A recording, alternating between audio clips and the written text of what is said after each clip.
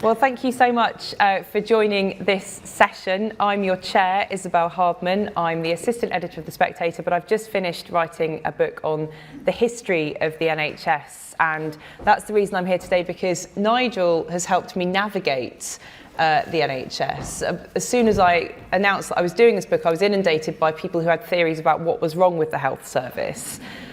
Nigel's actually explained to me how it works and how it doesn't work, and he's come up with this absolutely fantastic presentation on its problems, on the myths about it, and I think on some of the solutions as well. And after that, we will be joined for discussion by Jill Rutter, who's Senior Research Fellow at UK in a Changing Europe, and Stian Westlake, who's the Chief Executive of the Royal Statistical Society. And then we will open up to the floor for questions. So I will now unleash Nigel upon you. I think Nigel can be unleashed in a thing called Farage as well. Good. Okay, strap in.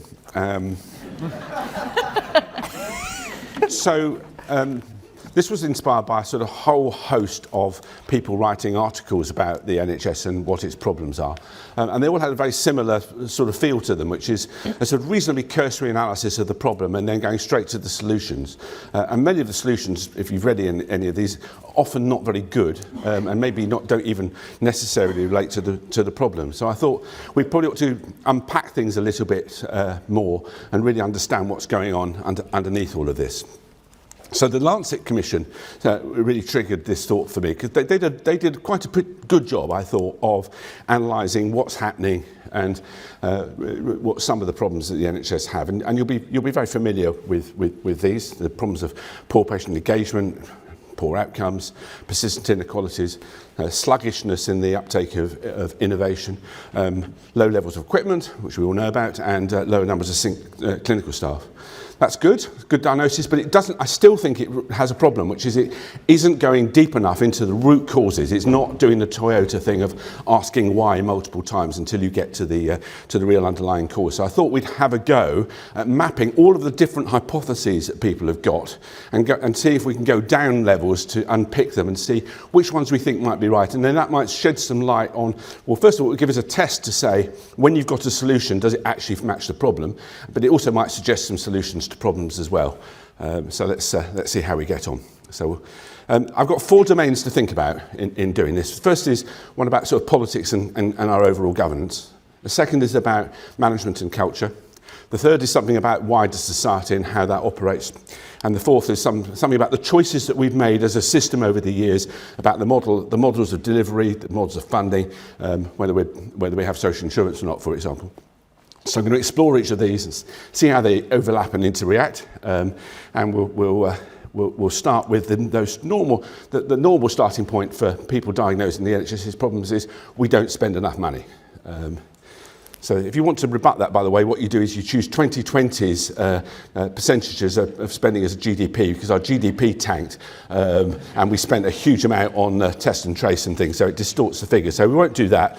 But you normally see it presented as GDP, and on that basis, we're sort of in the middle of the OECD pack. The slight problem with this, of course, is we are substantially poorer than we have been in the past. In fact, one of the things I used to say, because it was funny, was the reason I did quite a lot of work in places like Moldova and Kyrgyzstan is because I was preparing for when the UK became a middle-income country. This no longer seems terribly amusing. But what you see here is actually, in terms of what we actually spend per head, because our GDP is lower than many of the people that we tend to compare ourselves, we actually are. There is some truth in this hypothesis, but carrying on.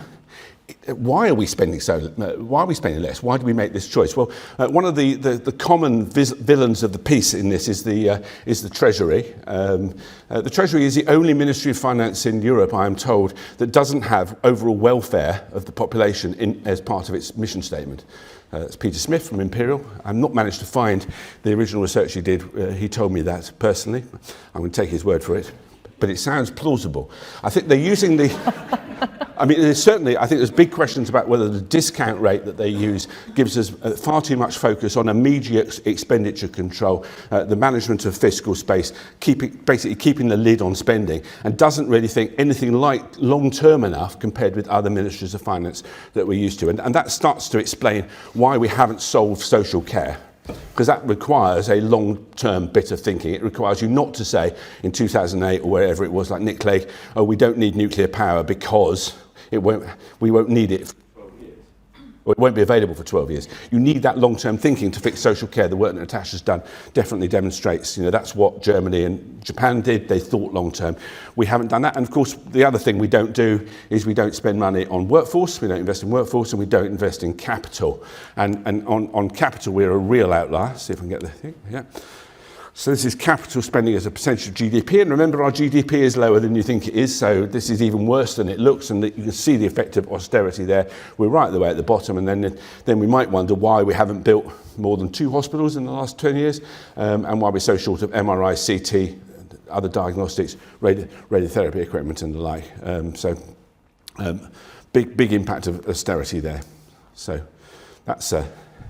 So why the short-termism? Well, there is something about our politics and governance, I think.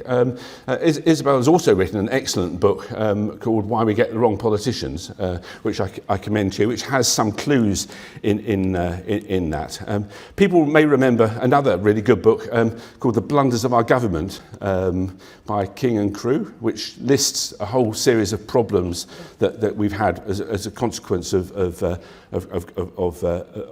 our overall political system, but also the civil service. So they point to things like in the political sphere, ministerial turnover, a degree of panic, which we've definitely not seen at all, have we, in decision making, over-focus on spin, and sort of a deficit in terms of cross-party discussion, so a long list. And Isabel has a shorter list in her book, which really sums it up very well, around a lack of scrutiny, a lack of oversight. We're not careful enough. We're not long-term enough. I think one of the issues here is probably, though, there is some issues about the nature of the politics, which her book really brings through, about why would you want to go into politics.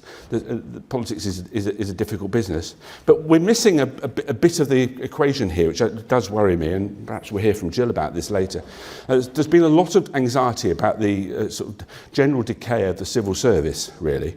The lack of subject matter knowledge within the Department of Health and Social Care is a real concern. If people have spoken to people who've got big policy area responsibility, you find that they've had no previous experience in it at all. They're very smart, but they're generalists.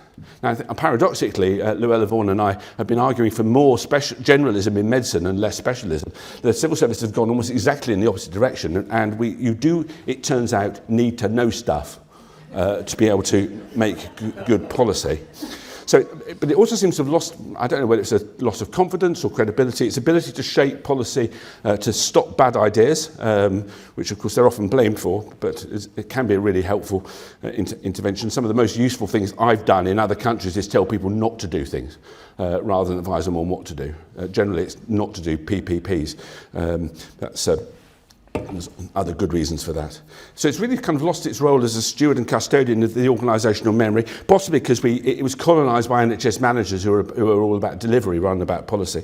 And then it was eviscerated because every time there was a shortage of money, its central budgets were raided, and it lost people who knew things. And then in 2012, a whole bunch of people were transferred to NHS England, which disconnected the policy process further from ministers. And I think it was a bit deracinated and de-experted in that process as well.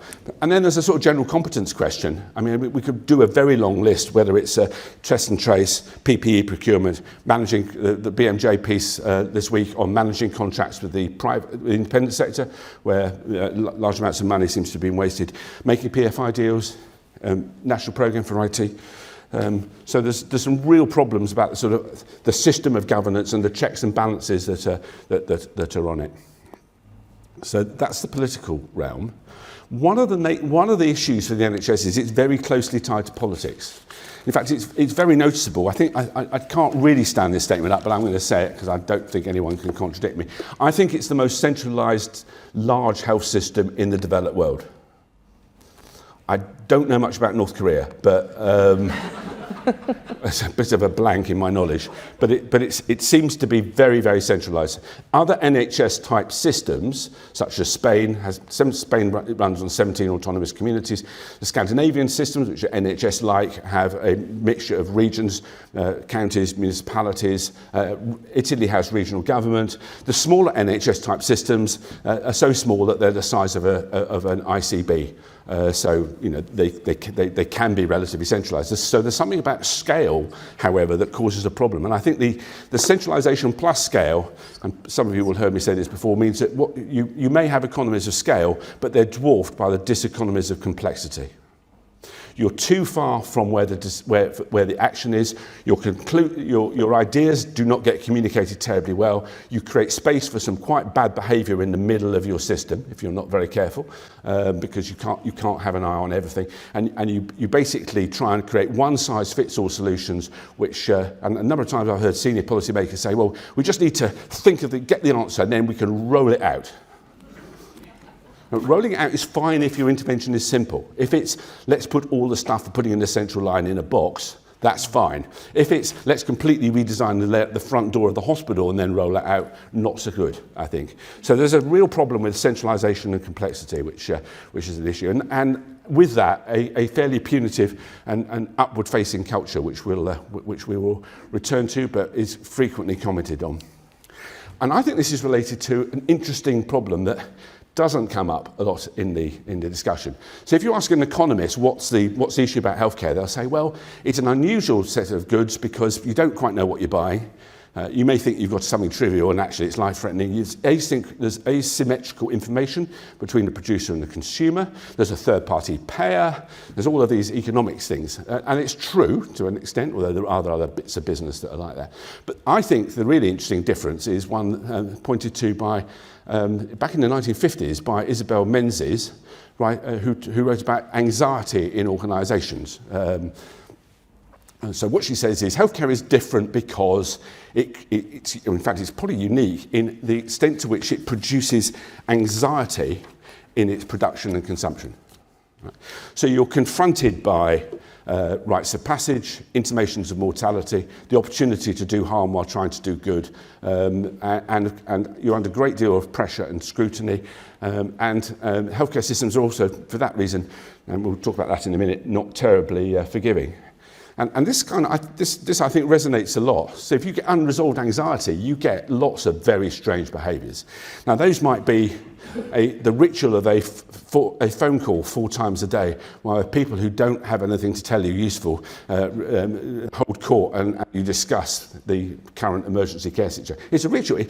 When you talk to people in there, it very rarely solves any problems, but it does create the illusion of control and the feeling that something might be being done, and it of course shifts blame. And Gordon Messenger's review, I think, picks up a number of these themes as well. He talks about the culture of checking, burdensome regulation, over-hierarchical systems, punitive approaches to mistakes, bullying, blame shifting, which of course all of which are drivers of burnout, by the way. And I don't know, those of you who've been around long enough will remember X number of reports which have said something very similar, yeah? The NHS is not entirely unique in this. The Harvard academic Amy Edmondson talks about the idea of these problems in the US health system, and she's looked at this concept of psychological safety. So I think the part of our hypothesis here is that we haven't got enough psychological safety, which is an environment in which it's okay to take risks. There's a shared understanding that expressing opinions and ideas are welcome, and that risk-taking is okay, and that if you get it wrong, then you won't necessarily be punished, but there'll be an opportunity for learning. And she has a nice matrix that looks at the interaction between being in a high accountability system and a psychologically safe system. So if you've got high levels of accountability and high levels of psychological safety, you can learn. Things can improve, you can develop, you make a mistake, you get up, you try again. I think we would say that we've got far too many people in the high accountability, low psychological safety zone. in our system. We've also managed to get quite a lot of people into the apathy zone. So neither of these are good, I think you can agree. So I think there's an interesting set of hypotheses that you don't normally hear there, which is interesting. And of course, the poor old Secretary of State really is caught in this as well. You know, basically have a mediocre middle manager in charge of a situation they don't understand, can't control, and for which they're going to be held brutally to account in public. I mean, it's not a job that, if you put that in the job description, you're going to be a middle manager and you're going to be beaten up at regular intervals, then I think recruitment might be difficult.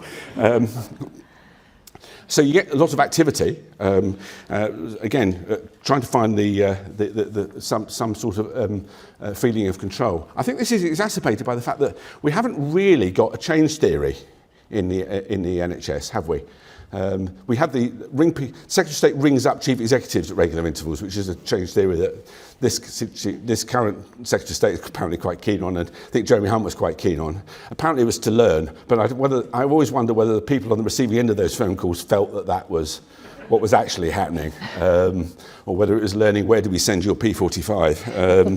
But it certainly didn't feel like that. So we've tried everything in the box, haven't we? We had markets, we've had performance management, we've had variety. So I think there's a sort of an anxiety produced by not being in control as well. And I think this might explain the resort to highly frequent reorganisation. So not only are we the most centralised healthcare system in the developed world, but I can absolutely confidently say we are the most reorganised. And you can't read this, it's a gestalt. This is a timeline since 1974, which shows every major reorganisation. People will remember a statistic I quoted previously, which is for quite a bit of this period, if you were appointed to a newly established intermediate level organisation, and on that diagnosed with colon cancer, you had more chance of surviving 5 years than the organisation for which you were working.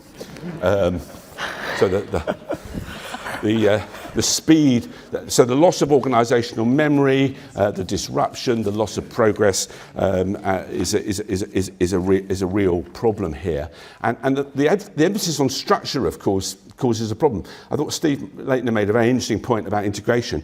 If we look at attempts to integrate across the 4 countries, they've largely not worked. And the reason they've not worked is they're focused on structure. And you can't solve problems of relationships, processes and culture by changing the structures.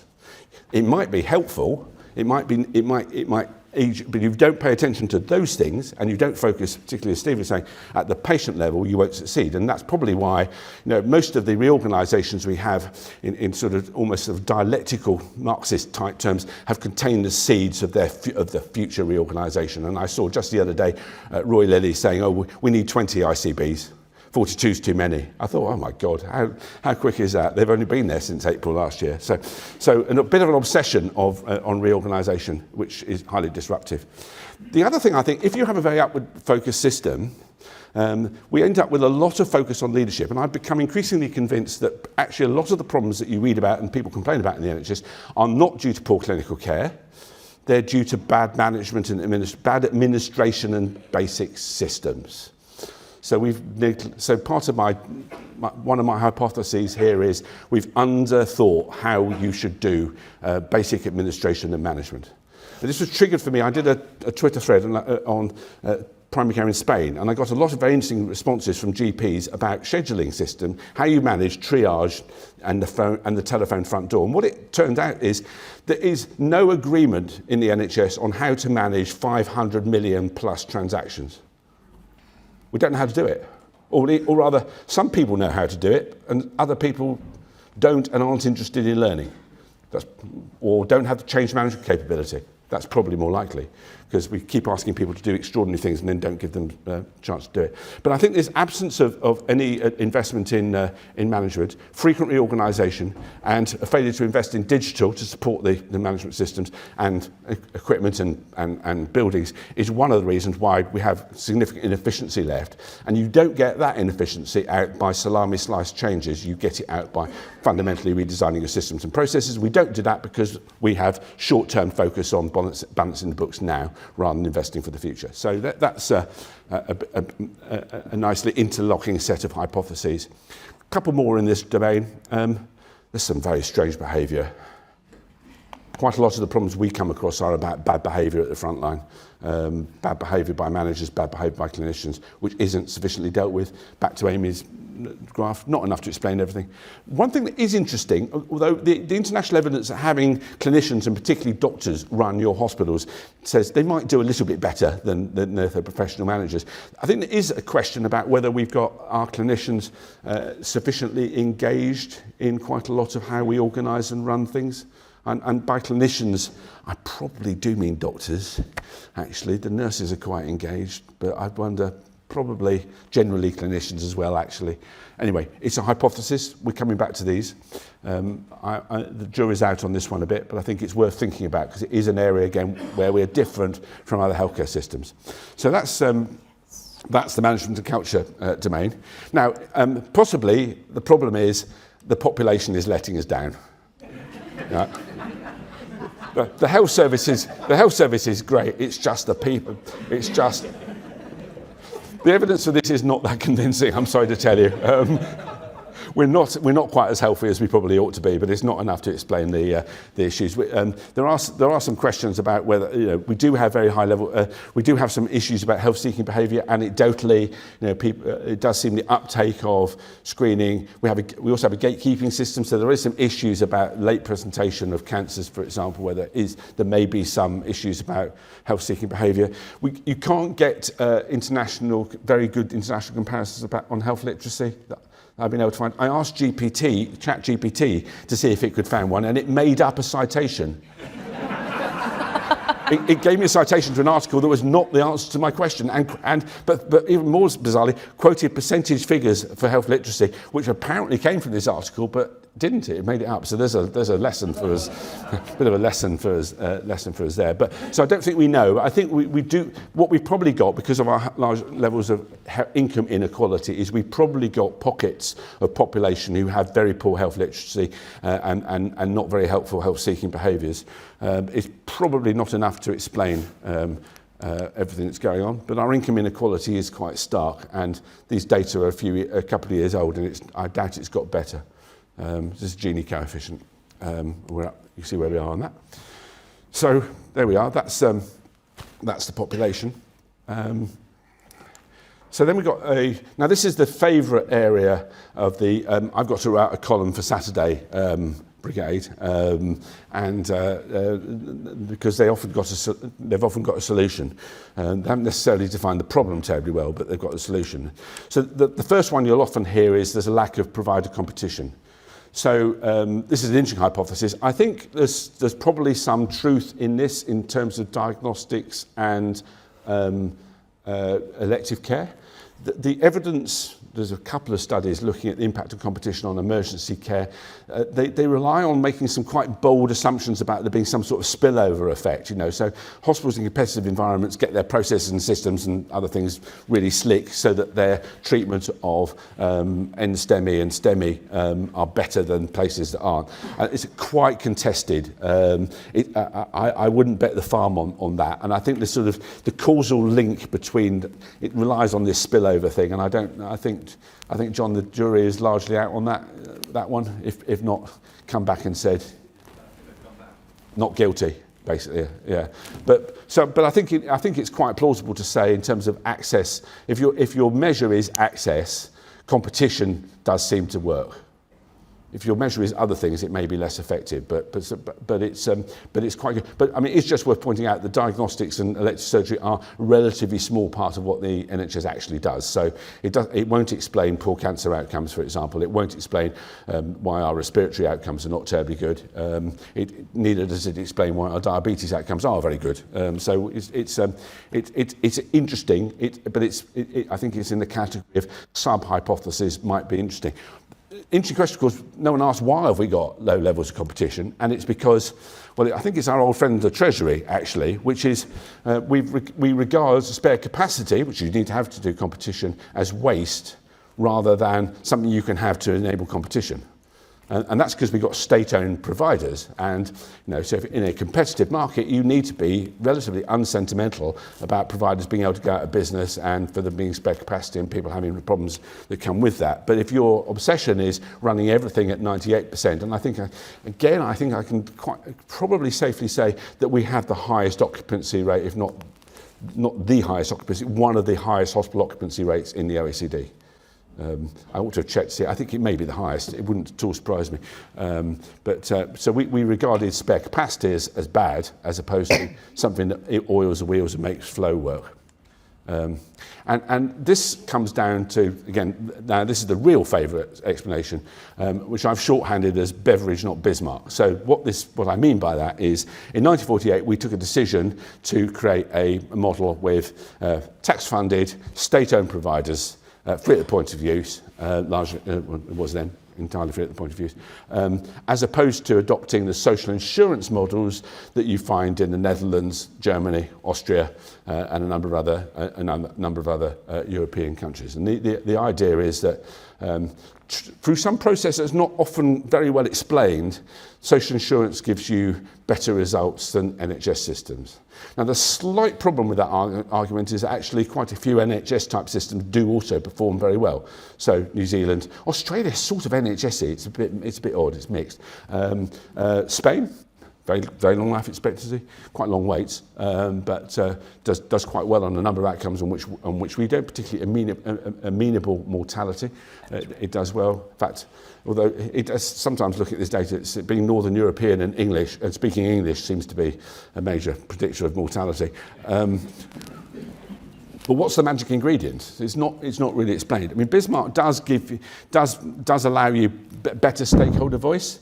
I mean, one of the problems with that, of course, is that just adopting Bismarck has a problem because we don't have the tradition of sort of multi-stakeholder governance of organisations where the trade unions, employers, local government and other bits of civil society come together to actually run things and organise things. We have a highly centralised domain. Sometimes the argument is, well, it's payer competition, but actually most of the social insurance schemes don't really have that much payer competition. The Netherlands have a reasonably substantial amount, but the payers are not activist payers. There doesn't seem to be any direct connection between what the payers are doing and the outcomes that the Netherlands are getting. The payers are not reorganising pathways. So cancer care for children was centralised and reorganised, and the pathways redeveloped by the cancer surgeons, not by the insurers. They all just got together and said, we're going to do it all in Utrecht. Well, and one other hospital, because we can't persuade those, we'll wait for them to retire. So it wasn't a standard healthcare compromise, but they sorted it out. It wasn't the payers, right? It was the clinicians. Back to my boxes on clinical leadership, the clinicians went and did it. So that's interesting. So why would Bismarck be better? Well, there is one thing, but they don't tend to articulate this, which is, of course, the Beveridge system. Actually, the Bismarck system puts the Ministry of Finance much more arm's length from decision-making about investment and healthcare. So that may be the magic ingredient that Bismarck gives you, but you've got to have all these other things to make Bismarck work. And I have a strong suspicion that the advocates for social insurance don't really want Bismarck. They want a system. So in Germany, you can opt out of the social insurance system, but you largely get the same package as you would. You get slightly quicker access, and you opt out. If you have higher income, you can opt out. I think that these people are not interested in even that. I suspect they don't want the Bismarck system. They want General Pinochet's, which basically let the rich leave the poor behind. And that's what you would probably get unless you were very careful. To avoid that would rely on your government being really skilled at very complex policy change on a big scale. So nothing that could possibly go wrong with that, I feel. Perhaps perhaps that is the magic, one of the ingredients, because it does seem to speak to some of these things. But you can't just go. I mean, there's one lesson I've learned over the years: you can't do policy pick and mix. You can't say, I'm going to have Swedish levels of social care and American levels of taxation. Is the most extreme one that actually we aspire to, it appears. And you have to really think about how these institutions, particularly in the social insurance countries, are just embedded in a different culture. And the Dutch system is fantastic, but I think you probably have to be Dutch.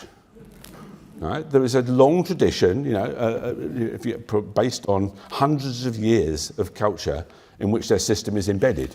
One particular feature of Dutch medicine is it's much better at feedback. If you've ever worked with Dutch people, you'll understand what I mean about that. They're much better at feedback than we are. There is much more of a culture of peer review and telling other people what they've been doing and how good it is. Often, as I've experienced, somewhat brutally. So, but you do get better.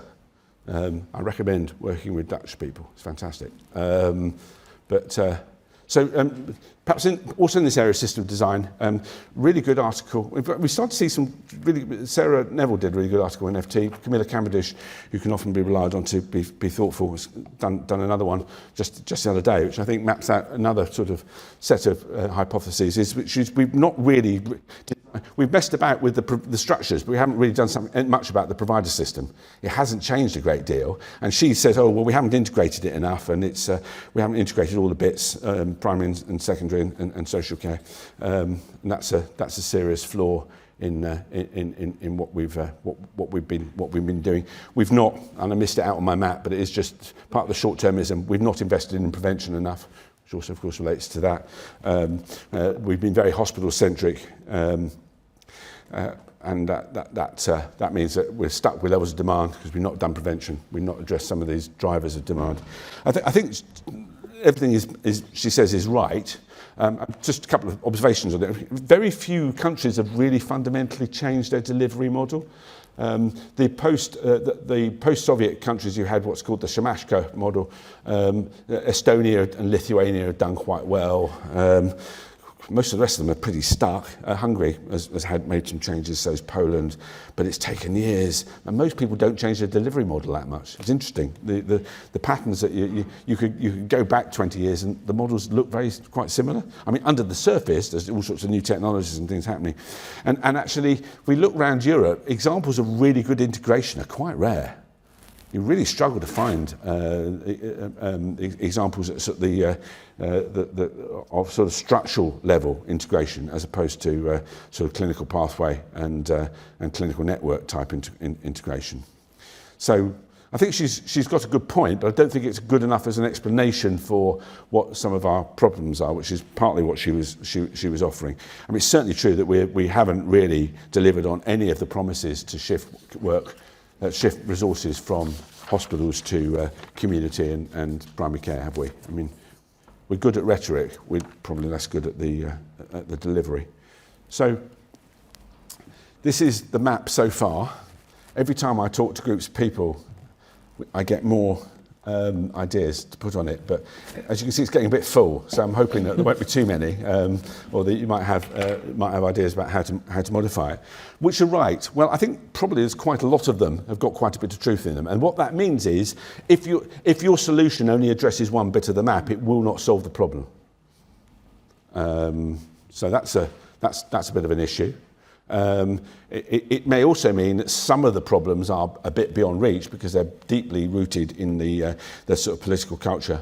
The number of reports I've read over the years which said we need a change in the culture and we need politicians to agree that they're going to step back, and that generally doesn't survive the next Secretary of State, let alone the next government. So that seems a bit of a problem. Many of these cultural and other behavioural problems are not bugs in the system, they're features, and therefore the solutions may need to be deeper.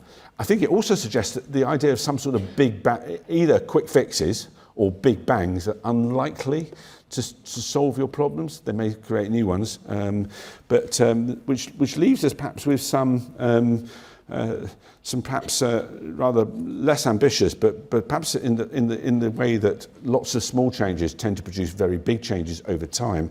Perhaps a bit more focus on some of the basic systems, infrastructure, supporting the workforce, particularly workforce well-being, creating change management resource to help the front line. I mean, it's not very reasonable to expect practices to absorb vast numbers of new roles and do that all in their spare time without change management support, for example, if you think about the recent changes to PCNs.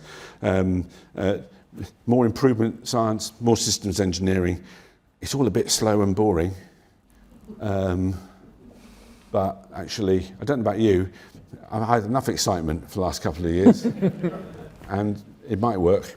So I think we should, however, whatever we do, and in the rest of this conversation, just make sure that whatever we are doing actually is based on a proper analysis of what the problems are, rather than going straight to the solutions. Thank you. Yeah. Thank you. Well, Nigel, thank you so much for that. That was absolutely fascinating and breathtaking in lots of senses. And I just, you've been so helpful to me in understanding the health service. And one of the things that has really struck me about that presentation is the point that you made about the balance of funding and focus and attention and so on acute care as opposed to primary and preventive care, and that we've never really managed to shift that balance. It seems to me, observing politicians, that it's one of their fashionable things to talk about along with integration now. They'll say, we need to shift the balance, along with we need to talk more about mental health but not necessarily fund it, and all those sort of well-meaning things you hear politicians say repeatedly. Why has that balance not been redressed, and how might it be redressed? I mean, I suspect you may have the word treasury somewhere in your answer, but is it all the Treasury's fault? The Treasury part of it. I mean, part of the problem is that the access targets and are so salient and so obvious, and the direct coupling of the politicians to the NHS means that they become quite a good stick to beat the politicians with, so they feel a need to address them. And I think, they are important. I mean, there's a bit of a tendency sometimes in the NHS to think that waiting for elective surgery is somehow not that important, but it is. So they are right to focus on it. But I think the problem is, to make that shift, would require us to make some long-term investments, because we'd have to put some of that capacity in first before we see the results. So you would, you create your bigger scaled primary care with proper community service, general practices with proper community services and physio and other things wrapped around them, and it would take some years for that to trickle through into impacts on demand at hospital. We've also got a terrible tendency to frame everything in terms of reducing demand in hospital, by the way, as well as but it would, I think, have that effect. But I think we're not prepared to make that long-term punt. Is the problem? And how much should we again blame the public for that? One of the things I've found whilst researching this book, and indeed my first book, and thanks for the plugs, by the way, they're available in all good bookshops, is that the public go absolutely bananas whenever a hospital that its own clinicians may say is killing people is earmarked for closure. And you sort of look at that, not just in the London Reorganization in the 90s, but Enoch Powell, for instance, was talking about hospital closures, and he had an MP who opposed the hospital closure. And then the hospital, his son then died in that hospital. Apparently the MP then changed his tune. But it does go back to a sort of a local attachment to hospitals, regardless of the good or bad actually they're doing in communities. So how can you rebalance healthcare when it might mean closing a much loved but possibly unnecessary or even dangerous local hospital? I don't know. I mean, if we'd thought longer term, we could have made that shift without having to close any hospitals, because we could simply have differential rates of growth between the sectors. It's just the hospitals have eaten everyone's lunch largely, and you can therefore do that incrementally. Part of the reason for doing it incrementally is we'd learnt in the 2000s with the Blair era, if you suddenly dump a lot of money in the system, it has trouble spending it well, because I'm always Becky Rosen, who's one of our senior fellows, talks about the difficulty of absorbing new members of staff into her PCN, and just how tricky that was just to take on a couple of extra roles. So if you just suddenly throw all these people out the system, it will get indigestion. So you do kind of need to think about this over a longer period of time, I think. And we're not. The other thing, actually, Becky would also say, is we've probably not been very good at actually explaining to the public, this is how the system works, this is how we're doing it, and we're going to be making these shifts, and the implications of this will be X, Y, and Z. I think that's the other thing that we've been fairly poor at. The NHS is very technocratic, and the politicians talk in terms of big headlines, and no one actually is saying to the patients and the public, this is probably what it's going to mean, I think. Okay. I'm going to bring in Stian and Jill now. They'll have their own particular points they want to respond on, but just to ask you, Stian, to begin with, about the treasury, which is everyone's favourite monster in this room. Are you similarly scared of it, or do you think it's just much misunderstood and that we should learn to love it? So I think the treasury has a lot of, it's full of wonderful people. It's a very smart, high-performing institution, but it has a lot of issues, and this is probably no exception. I suppose one of the things that I see informing a lot of the problems that Nigel so expertly laid out is some of the things the Treasury's recently done in terms of enabling basically underinvestment, enabling Department of Health and Social Care to flex the capital budget into the revenue budget over 7 years pre-pandemic. And the NAO showed this was a nearly £5 billion underinvestment resulted from that. Now, the Treasury, the Treasury's fingerprints are on the weapon in that case. It was a Treasury decision taken to allow DHSC specifically to do this. But I think there's a case for saying, well, the Treasury is just doing what is popular in this instance. And I think something that we can see when we look at what the public think of investment in the NHS, the public are quite happy to see money prioritised to go to salaries, particularly salaries on the front line, and to be diverted away from things like maintenance budgets, which we all know are important, but seem a bit unglamorous and are probably less politically salient to people. So Treasury, I think, really has a big role to play in this, but they're not, the idea wasn't necessarily born with them. I think it's a kind of they're messengers of a broader movement. Mm-hmm. Another favourite line of the public, I think, is getting rid of managers. And I think of all the many interesting things that Liz Truss suggested when she was campaigning to be leader, when she just said we just need to get rid of a layer of middle management, I thought, okay, well, that would probably go as well as your plans for the economy on that. So let's thank our lucky stars that that was only a sort of brief sabbatical in terms of her leadership. Jill, you said to me before this session that you were going to defend the Treasury, so brace yourselves. Thanks, Isabel. Hi. Yeah, well, I assume that was why I was on the panel as the only person that the Nuffield Trust could find after an exhaustive nationwide search who was prepared to come to this audience and basically blame the health service rather than the Treasury.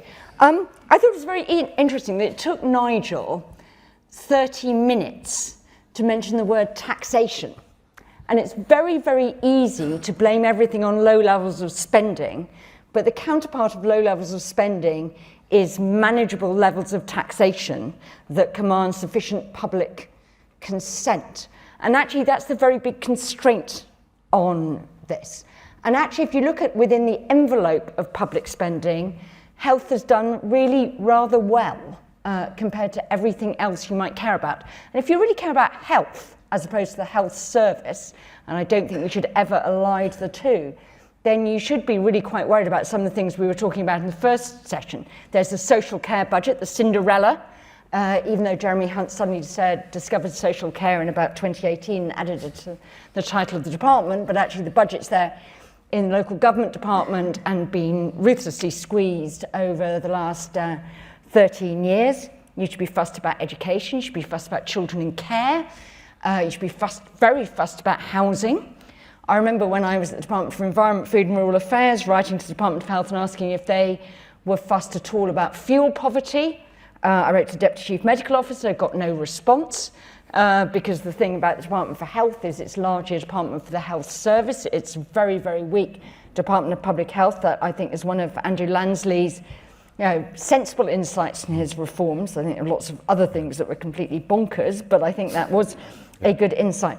And I think actually if you see that as the big constraint, then you start thinking, where is the Treasury coming from? Combine that, one of the things I do in my spare time is work on Brexit. One of the big complaints of services business in Brexit is why is everybody fussing about goods when the UK is largely an 80% services economy, and services are the thing that we're really good at. If you talk to any journalist, it's because you can get pictures of lines of trucks at ports, but you can't get pictures of damaged services businesses because they've got dramatically reduced access to the EU single market. And I think the analogy there is with the hospitals and the acute, the pictures we have on our news of ambulances piling up, failing to get in A&E, is not reflected in cuts to prevention budgets. It's not even reflected in people failing to get GP appointments or having to wait, whatever. And I think that's why politicians, and I think this goes a bit to Isabel's points about wrong politicians, the political pressure and the real pressure point at the time is current acute services. And when the current acute services need more, everything else suffers, and always like a sort of cool down list of where do you go. One, we all now post-pandemic say we'd like a bit of redundancy in the system, not running really, really hot. Why? But why do you run hot? Because that means you're providing a bit more current service now at the cost of future capacity to respond. And if that's what you're going to be held politically accountable for, you will go there. When the hospitals need more money, where do you go? You might squeeze primary care if you can. You certainly squeeze down the prevention budget. You go to capital, as Stian has been saying. So I think it's a really interesting thing, and at root is this point that Nigel made. We want good levels of service. We're not a very rich country compared to lots of people who have visibly better health services than we do. And we're really perceived, and maybe wrongly, maybe Julian McRae from Engage Britain is going to tell us why this is wrong, but it is perceived by politicians that we're incredibly unwilling to pay the taxes that are necessary to fund the services we want. And that applies not just to health, it applies against all those other things that you should be as every bit as fussed about as the health service. You're really interested in the health of the country as opposed to just having a nicely well-funded whatever. Switch it round, I thought one of the things that was fascinating that Nigel said is we lack a theory of change. Now, to me as a Treasury official, that would sound like, okay, so you asked me to write a big cheque to you with not much guarantee that it's going to turn into a concrete improvement on the ground because you don't really know what you're going to do with it, and therefore where I'm going to actually be able to see the benefits in the long run. And I think one of the really interesting things, I'm going to shut up in a second, but if I was flipping this round, when you're in the Treasury, you know that every year, every time you do a spending review, the Health Secretary, who, as I say, does very well in spending rounds compared to all his colleagues, the Health Secretary comes in and says, we need 4% to stand still for medical advance and ageing population. That was 4% was the cultural number yonks ago. I think it's still roughly the cultural number of how much the NHS needs. We've got an economy that's like growing by nothing. So 4% means you're buying an ever-increasing sort of share of the state. So what does it take? What would I be doing now to convince the Treasury that if I put money somewhere else than into frontline acute services now, in a few years you would be saying, and the Office of Budget Responsibility could show significantly reduced public spending pressure somewhere in the system, so you'd be coming back to me and saying, that 4%, it's now down to 3.5%, it's now down to 3%. Or look at these huge big savings that you're making over here or over here. Or look, actually, they're not coming through there. Let's reflect Andy Haldane. They're coming through in having a much more productive workforce or whatever. So where would I crystallize those benefits? So if you want to make the business case for the significantly greater investment that you want, and I think we should probably treat prevention on all fours with capital investment as a way of reducing long-term pressures on the system and improving long-term outcomes. How would you be making that convincing business case for spending the sort of money you want to have now with some sort of prospect that I am going to see it show up somewhere in the system? Because I think that's the convincing case you need to make to convince Treasury to convince the politicians that this is a set of choices. Ultimately, it's very easy to blame a bunch of civil service technocrats, but they take their lead from the politicians, and I think it's the political pressures that actually make hospitals the all-encompassing sort of, gobble monster that they've become in the system. I like the number of monsters that we've described so far. Well, it's now time to open up to the floor. As with the previous session, there are microphones coming around. Yep, just hands there. Julian, since I've mentioned him. Julian McRae from Engage Britain, and thank you, Jill, for that particular plot. And I am going to totally disagree with you on this. The public, if you sit in discussion groups that I've done around the country so many times now, the future funding of the NHS is the easiest conversation you'll do. It'll take you about 3-4 minutes. Population is ageing, people are aware of that. Quite a few people are aware of people are living longer with chronic diseases. They know we're going to, as a society, want to put more into healthcare. They are utterly attached to the principles of the NHS from 45, free at the point of use through taxation. You'll get somebody who disagrees with that, but they'll soon fall in line with the rest of the group. And then it's a question of, right, what taxes are we going to raise? And it gets interesting at that point. But this is not a big political problem. So Julian, where was the march demanding the retention of the health and social care levy? I think it was quite interesting that we didn't have a march demanding the removal of the health and social care levy. I thought the health and social care levy was a bad tax, but a good principle. Yeah. But I just want to say, I think it's really interesting if you start to trace through what does our public actually accept. And extra taxation going into the health system is one of them. What does it not accept that we wished it accepted? And you've got to remember that the public consent is around treatment, not health. It wants a treatment system. That's why it's really attached to hospitals. And then what is it that actually we can do that there is a huge drive behind? Things like mental health, and mental health not medicalised, but in the community, is something that people really, really get how you do those support. So I think it becomes really interesting when you start to not do the public as a demon that blocks things, but think about where are they now? But I think the interesting thing is, can you convince the politicians, so it goes to Isabel's, politicians, that actually they can be comfortable with raising tax for health? It'd be even better if you could convince them that national insurance is an incredibly bad tax and doesn't pay for the health service, and they should raise the decent taxes like VAT or income tax. But anyway, I think it's really interesting because I think the political perception is that you can't raise taxes for it. Stian. Can I come in there? I think for me, one of the most concerning things from a public perception point of view that gets transmitted to politicians is the unwillingness or hostility to invest in what I, with my economist hat, would call intangible capital. But basically, we've talked all day about integrated care, about common pathways, about all these things.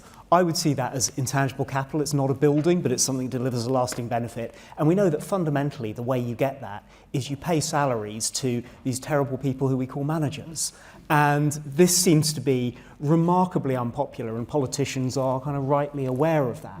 So if you're in a world where people are very happy to spend more on the NHS, as you were saying, Jill, on acute care, but see intangible investment, see investing in the things that we know will make the effects of the system work better, then that feels there is a job of communication, a job of persuasion to be done. Nigel. Lots to think about there. Yeah, I think Jill's point about the Treasury's confidence in the NHS to deliver is a really interesting one. I mean, what that tangibly translates into is large numbers of spreadsheets that need to be filled in, and an awful lot of bureaucracy, and whether or not that creates much change, whether that's an effective surrogate for a change model is an interesting point. I think the problem, the unpopularity of management as a concept generally. I don't know what the public think about managers generally. They're against them, I'm guessing. But they'd rather doctors just do it all right. Is a problem. I mean, we may have to change how we describe it, but we do need to invest in change management capability, and it might be that actually we're investing in people who are actually clinicians who have a management responsibility. It might be how we're describing it needs to be thought about.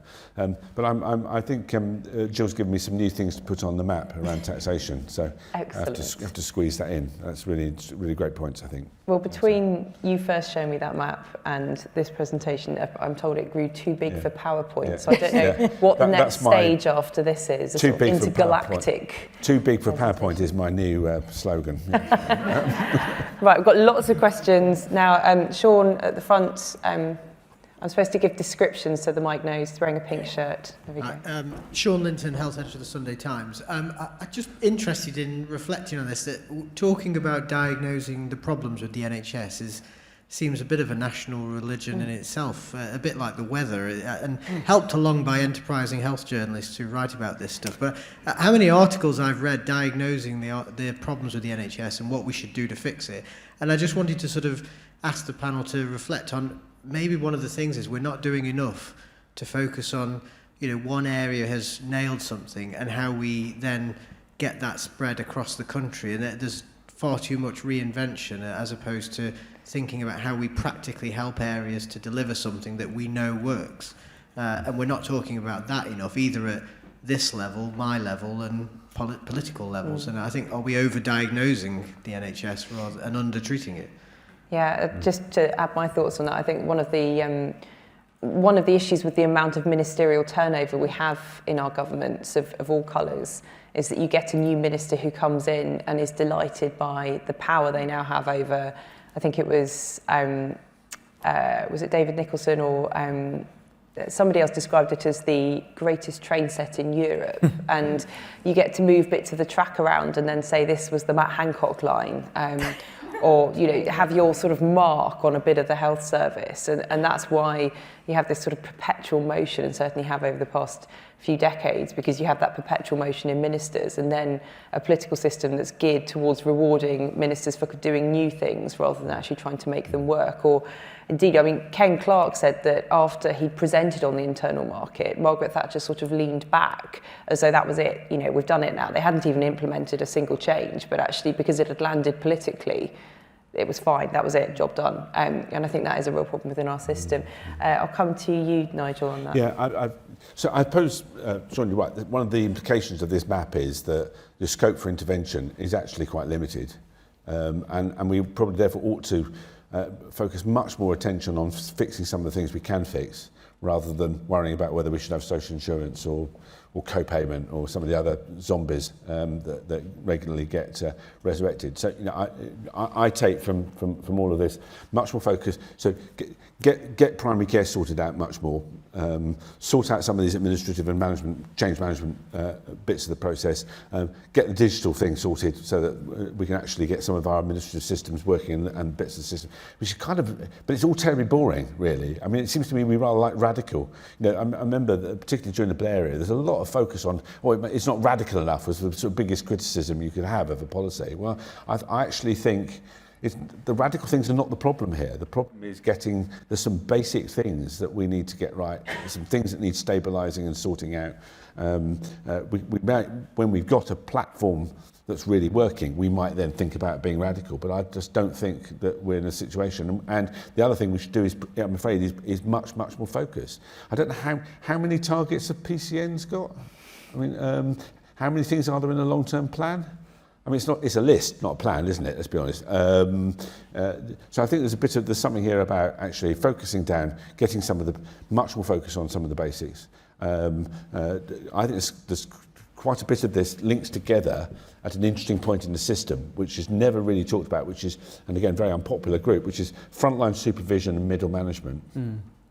And if one of the things you're really interested in, which is one of the things we need to fix very quickly, is sort of staff welfare and burnout, that group is key for that. They're key for, they are the sort of, one of the problems we've had, and Alison Leary is really good on this, but the adoption, there's a bit of a risk that in sort of delayering the supervision management level and replacing quite a lot of your staff with people who do tasks rather than have pattern recognition, it can see the whole picture, we lose quite a lot of this ability to learn as a system. So fixing some of these really basic frontline things we could get on with. It might not need that much money. It might mean clearing away a bit of the undergrowth to allow attention to be dedicated to it. So, the PCNs might do smaller number of things and do them really well, or we might fix the appointment system, or my two friends who were recently treated at a central London hospital, both of whom failed to get their phone calls about their the results of their prostate biopsies twice, 2 weeks running. Getting that stuff right impacts on an awful lot of people very, very quickly, and then buys you some credit to allow you to then say, look, we have fixed some of this stuff. You're fewer people in your surgery who haven't had their cancer treatment organised well, or can't get a GP appointment, or can't see it. Get actually some of those basic things right, and move on from that would be is what I take from the map, actually. Jill, I suppose the response of civil servants a lot of the time to a new minister is, what on earth are they going to do now? And I just wonder whether you see that constant turnover of ideas and of reforms as being something that the system can ever be coaxed away from, or whether it's just politics. I think if you get ministerial turnover, but remember we had a very long-serving health secretary in the shape of Jeremy Hunt. Yeah. Who was told he wasn't allowed to do anything, in fairness. Yeah, I mean, because the previous one had made such a mess. But he was there for really quite a decent time, which is very exceptional. I think it's almost inevitable that even within the same government, a new Secretary of State wants to make their mark in their thing. And one of the things that I thought was really interesting about Nigel's comment about Margaret Thatcher is there is a real danger that politicians are convinced that the announcement means sort of instantaneous implementation. You can move on to the next thing. Well, actually, it takes the system ages to digest and see that through. I thought Nigel made some really interesting comments about the civil service, and with ducking even more, but I am having to leave at lunchtime, so I can say this. I remember shortly after the sort of Lansley reforms were introduced, I went and did a thing at the Department of Health on policy making, and I was just struck, having only relatively recently left government, by just how disempowered to challenge ministers the officials in the Department of Health seemed. Can I commend an incredibly brilliant paper about why we get the wrong civil servants by me? No, it's called Ministerial Civil Service Relations, A Time for a Reset, which is about the need to put more distance between civil servants and ministers, to give the civil service more responsibilities to challenge, but also more exposure for their advice, which a number of former civil servants have all suggested, to actually put a bigger premium on knowing what you're talking about, because if you put your advice out and then the very well-equipped health think tank world will be all over you like the plague if you don't know what you're talking about. I think it would be quite a good improvement in that, and actually act as a bit of a bulwark against, if you like, whimsical ministerial sort of decision making of this is the thing I am going to do and put my name on. So I think there are some real problems that we could address there. I think one of the things that was quite good about the coalition government was its relative ministerial stability by having that sort of lock-in. But since then, since 2016, ministerial instability, which was always a problem, has gone to completely absurdist levels, and there are some brilliant Institute for Government diagrams of ministerial turnover which will show you, a sort of almost a competition for being able to overtake the turnover rate of your predecessors. So it's a real problem. When we give politicians so much say on the health service, that's always been a constant battle. When I was doing health yonks ago in number 10, I was health advisor, and when Virginia Bottomley was Secretary of State, which dates me very, very, very badly, looks at Stephen Dorrell there, and we kept on trying to tell her that she should not respond to media comments on sort of things that were very clearly managerial issues in individual hospitals rather than systemic failures. But ultimately, she just couldn't resist being drawn in. There were questions, the House, things like that. And we've never resolved that question of, what's the right boundary of ministerial versus manager NHS leadership accountability. I came across a lot of your memos from that time at the National Oh my God! Archives, actually. Oh no! Don't tell me that as well. Various people writing in the margin saying, yes, we should stop her and that sort of thing. Stian, what do you make of that point? I suppose just want to be reflecting on radicalised. that and reflecting on actually Sean's question, a lot of this does feel like it comes back to Nigel's little box about Beveridge versus Bismarck. To the extent that we collectively as citizens, not as NHS experts, if we as a citizenship have generally terrible views about how to manage the NHS, terrible instincts about how to manage the NHS, if there are things that are emotionally salient to us that aren't helpful for managing it well, if we put incentives on our politicians to deliver change quickly in a way that isn't consistent with how you manage your organisation successfully, then I suppose that does direct you back to, should we have a system that gives us that much power? If you're Odysseus and the sirens keep luring you off, maybe you should tie yourself to the mast. Obviously, the problem that we have is the current setup of the system is very popular as well, but it does suggest that if you're trying to see where the origins are in Nigel's labyrinth, that a lot of the roads seem to lead back to that one. I do think journalists like me have got a lot to answer for on this, because the way we measure ministerial efficacy is very warped. It's often based on what a spinner in number 10 will tell us, and that is, how often have they been on the Today programme, for instance, rather than anything to do with their implementation.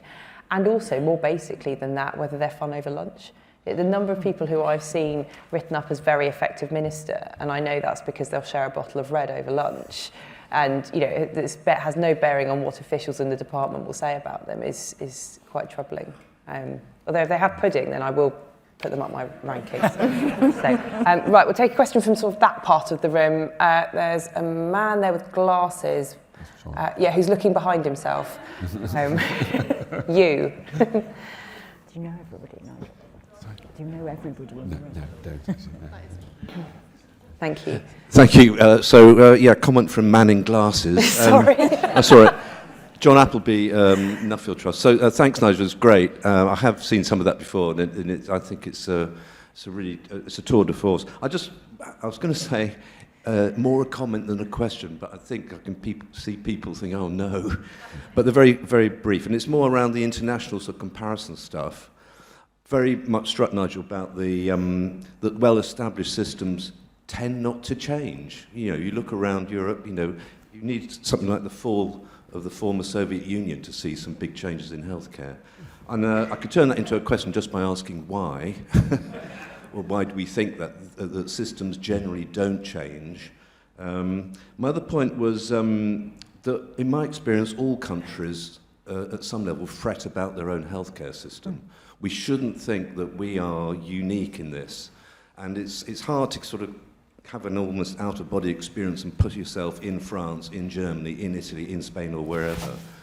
My first experience of that was when, some of you may remember, WHO published in 2000 a ranking of all healthcare systems in the world, I can't remember the number, 190 or something. France came number 1. I think the UK came somewhere like 18th. And in 2000, I was at a health economist conference in Paris, and all the French health economists saying, don't believe that, we're terrible.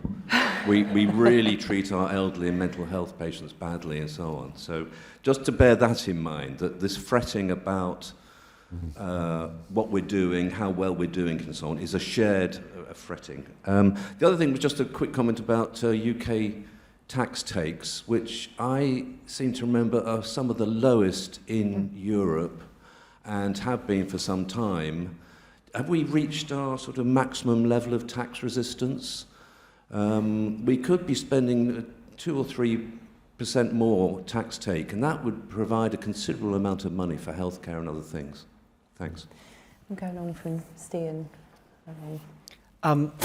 I find this fascinating, this question of international comparisons, and certainly in my world of doing science and technology policy, we see exactly the same thing. So we often beat ourselves up in the UK that we're not very good at turning university research into benefits. And we look at Germany and see these wonderful institutions they have called Fraunhofer Institutes, which transfer tech from universities to businesses. And when I was working in government on this, we agonised over how we measured the effectiveness of our own institutions that did this. And we would put them through all sorts of metrics. We'd grill the people who ran it. It was very, very kind of angsty.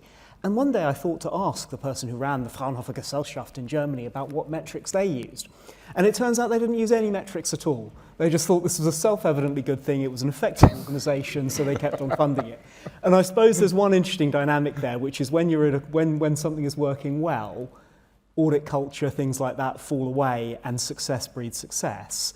When you start to agonise about something, then your effects to make it worse or better can be counterproductive. But that doesn't surprise me at all to hear we see some of those things in international health comparisons too. Jill? So I think the tax take point, I'm fascinated by tax take, John, as you can see. We are a relatively low tax country compared to a lot of our European counterparts, certainly. So I think this is where the sort of conversation that Julian initiated is really, really interesting. Do we find, and it's where some of the conversation about hypothecation goes as well, is the NHS so special that we're prepared to pay a sort of dedicated tax for that?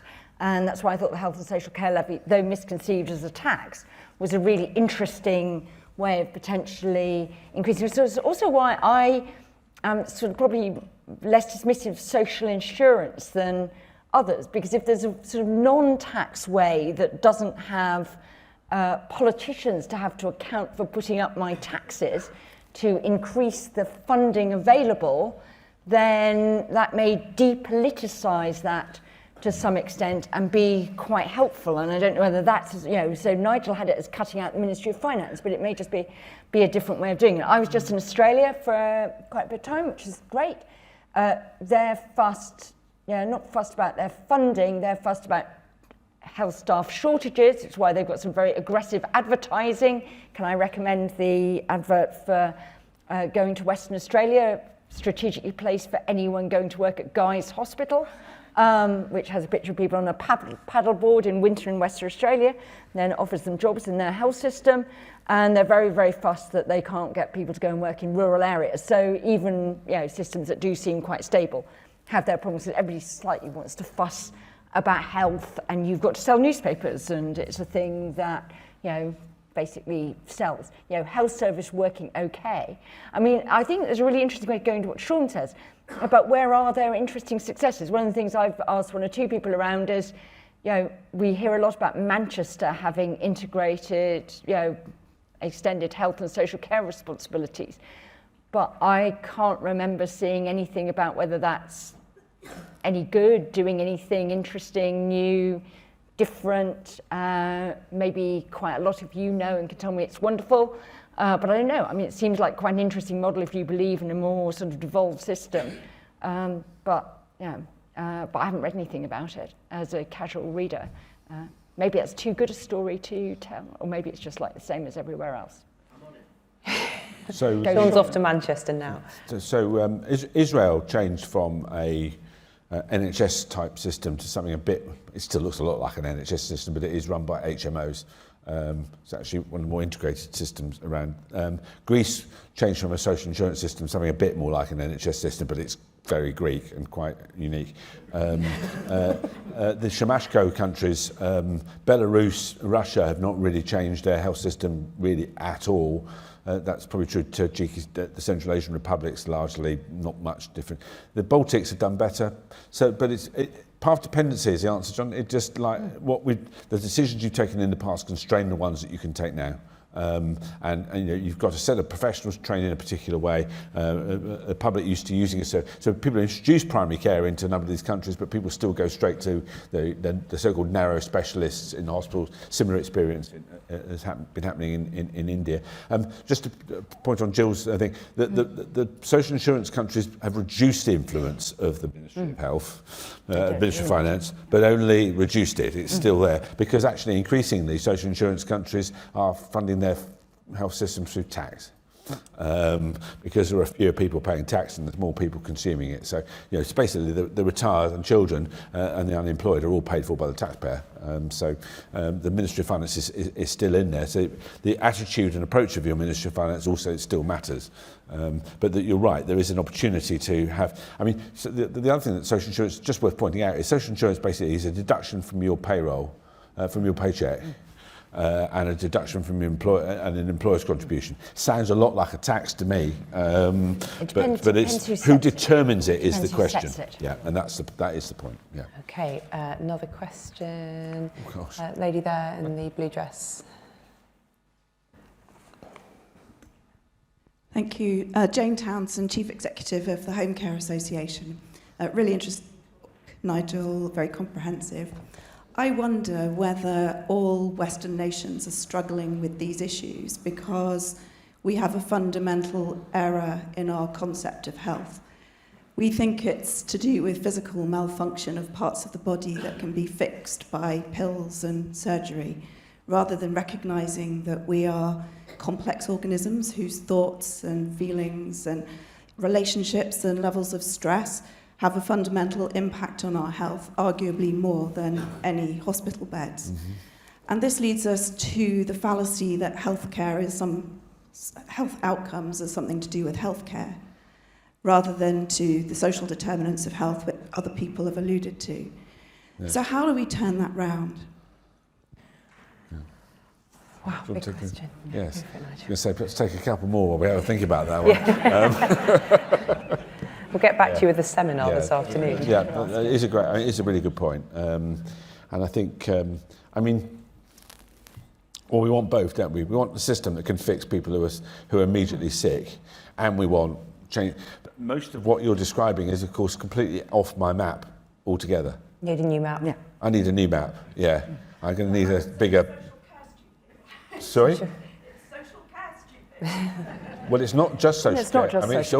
It's like employment, it's about education. It's employment, it's about education, it's housing, it's about a number of other bits of social policy that we don't do terribly well as a country either. And I think our attitudes to fixing our problems of inequality, about dealing with the poor, about providing proper education. These are all problems again of long-term investment in infrastructure, and that is on my map. It's just that I now need a three-dimensional map. So.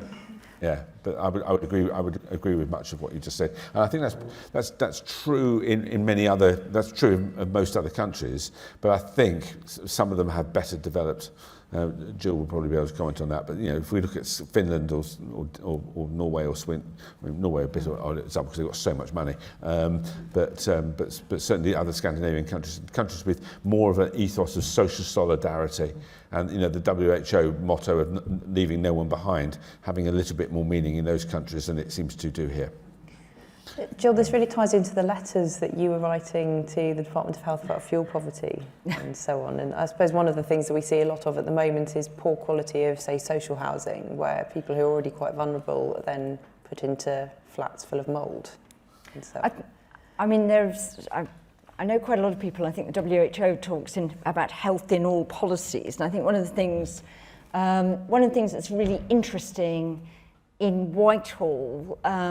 And it may be different in the devolved governments where ministry is much closer, is my perception has always been this is probably very unfair, and I look forward to former Department of Health officials taking me apart about this later, is the Department of Health focuses very much downwards on managing the NHS and the politics of the NHS and whatever, and that's very much where the real focus is, and it's a quite weak cross-Whitehall player and influencer as far as I can see. So on quite a lot of these sort of wider issues, we identified in the Department of the Environment where I was then working, we identified the Department of Health as a natural ally on a lot of issues like sort of air quality, fuel poverty and things like that. But we couldn't get any response out of them. It's really interesting if you look at what research the Department of Health funds. One of the really interesting things I always thought about NICE guidance on public health interventions was, well, there's not much evidence for this, but it's so cheap compared to most of the sort of interventions you could make, and the potential returns are so big that, like, for God's sake, just do it. But, you know, the NHS research project, I think Sally Davis used to have a figure that about 97% of it's looking at sort of treatments and medicines, all of which sort of end up costing, as opposed to those other sort of wider interventions. So I think it's some really interesting questions to ask about the Department of Health and its sort of wider public health role. We've now lost Public Health England. I don't know whether the UK Health Security, you know, and we had that sort of move into the Department of Health. I don't know whether that's changed the outlook, but it's really, really interesting. One of my first encounters with the Department of Health was when when I was in the Treasury, and they were doing the Health of the Nation white paper yonks and yonks ago, and they just were so disempowered about asking for anything. And and then I moved into number 10. Then, for God's sake, ask for a bit more from other government departments. But actually, it's really interesting. In the Treasury, we've just asked for a bit more from other government departments because, yeah, we had loads of clout. They perceived themselves as having very little clout.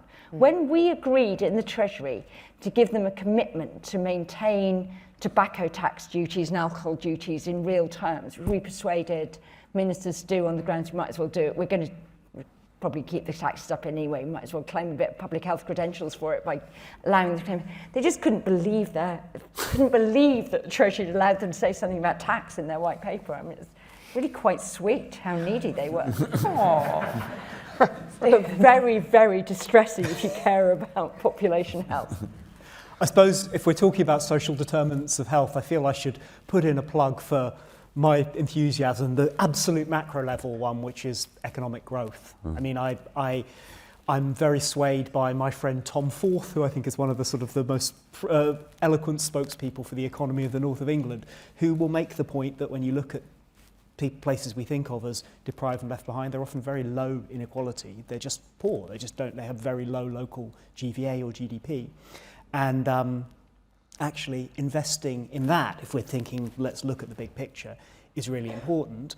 Obviously, it increases the tax take for any given tax rate, and there is a challenge because the more money we have to spend on acute care, the less we're spending on transport links, energy, skills policy, R&D, all of that stuff that is so lacking in many parts of the UK.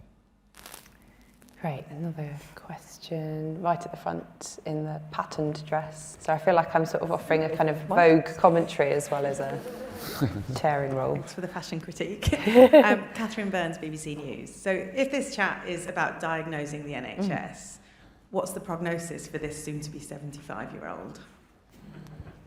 I did wonder when I started writing this book whether it would be a complete history of the NHS from start to finish, given the way things have been going. Nigel, is it going to be here in another 75 years? Well, that's quite a long time period. Okay, that's cheering. I mean, it's in trouble, but as John was saying, people tend not to change their systems. We've had some big bang changes, but they're very hard to predict. They're often triggered by sort of events that you wouldn't think would normally trigger a change. You know, Nick Timmins has often written Mavis Skeet and all of those, Jennifer's Ear and all those other sort of incidents.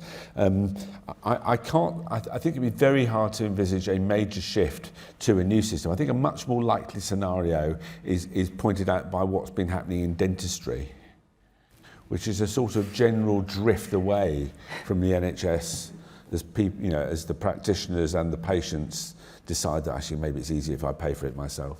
And it gets sort of under. So everyone's worried about, you know, all the sort of on Twitter.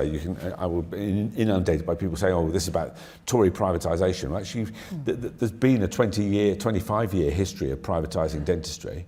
We've privatised long-term care.